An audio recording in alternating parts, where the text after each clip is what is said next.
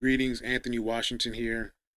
Because of the Security and Exchange Commission, the SEC, because of the way they govern their rules, for good reason, for the protection of the consumer, you have to be careful about how you present so-called investment opportunities. So, uh, what I'll do is I'll present an example scenario, a very real, a very possible scenario, but a scenario nonetheless.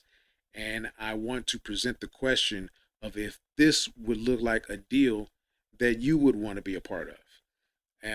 I won't go over the numbers. You can see the numbers here as far as the income, expenses, and debt service, which are very real and very possible numbers. And you see cash flow of $870,000, give or take, rounded up, rounded down, actually very conservatively. This doesn't take into consideration any type of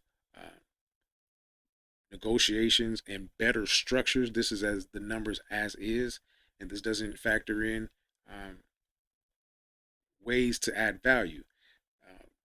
As a general partner, that means someone who comes in as a credit partner um, to close the deal, as a partner who is a manager, as a partner who raises capital, as a partner who is able to actually manage and run the asset, as a partner who's able to invest at least $52,500, does a distribution of $72,500 per year.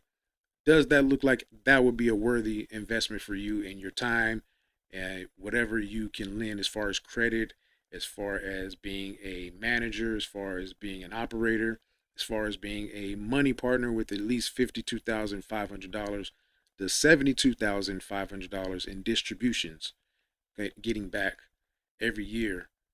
Does that look like a worthy investment to you? If this looks like a scenario that you would be interested in, by all means, DM me for the details of deals that look like this very possible and real scenario, and see how we could align with each other and how we could help each other achieve these type of numbers. So that's all I wanted to share with you. I appreciate your time. Peace and blessings.